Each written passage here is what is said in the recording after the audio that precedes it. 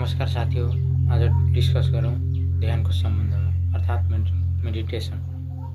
Meditation के हो र यसलाई कसरी गर्ने र यसको वास्तविक अर्थ के हो भन्ने सम्बन्धमा। अब सामान्य अर्थमा मानिसहरूले के बुझ्छन् भने ध्यान भनेको कुनै चिजमा एकाग्रताका साथ गर्नु अथवा कुनै चिजलाई गर्नु, होसपूर्वक गर्नु ध्यान हो। कुनै चिजलाई एकाग्रताका साथ फुल फोकसको साथ गर्नु ध्यान हो। तर वास्तवमा ध्यानको अर्थ बेलुकै छ, साथ ध्यान बेलुकै हो। ध्यान भनेको के हो भने एउटा यस्तो स्थिति हो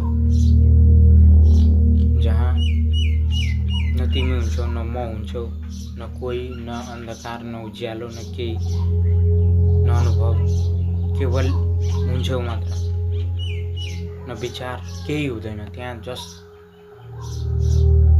जस्ट हुन्छौ मात्रै। यस्तो स्थिति कि एक्सप्लेनै गर्न सकिँदैन, तर पनि म एक्सप्लेन गर्न खोजिरहेको छु। जस्ट त्यहाँ यस्तो स्थिति हो कि तिमी हुन्छौ मात्र, तिमीलाई पनि थाहा हुँदैन कि तिमी छौ भनेर, तर पनि त्यहाँ तिमी हुन्छौ, जस्ट हुन्छौ मात्रै।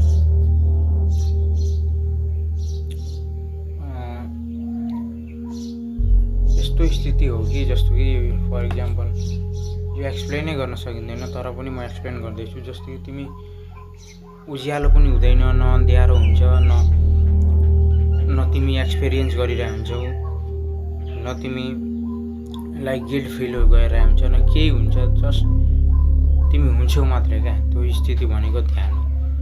र सामान्य मानिसहरूले के बुझ्छन् भने ध्यान भनेको कुनै चिजमा फोकस गर्नु, त्यो ध्यान होइन, त्यो एकाग्रता, कन्सन्ट्रेसन हो त्यो। तर ध्यान भनेको बेलुकै चिज हो। र यसलाई कसरी गर्ने भन्दाखेरि तिमी फर्स्ट अफ अल तिमी कुनै प्लेसमा बस अथवा कहीँ रिल्याक्स, जहाँ छेउ त्यहीँ बस रिल्याक्स भएर।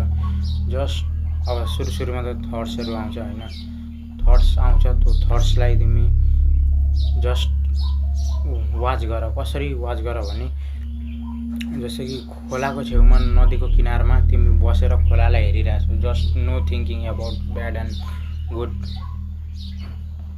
अबाउट द रिभर होइन। त्यो रिभरको बारेमा तिमी सही गलत केही सोचेको छैनौ र जस्ट तिमी वाचिङ गरिरहेछौ। हो त्यस्तै तिमी आफ्नो थट्सलाई, इमोसनलाई वाच गर होइन। इमोसनमा तिमी डुब्छौ, फेरि जस्ट बाहिर निक्लेर स्टिल भयो होइन, त्यो सोच्न छोडिदेऊ, फेरि स्टिल। त्यस्तो ह्याबिट गर्दै गर्दै तिम्रो एक दिन अचानक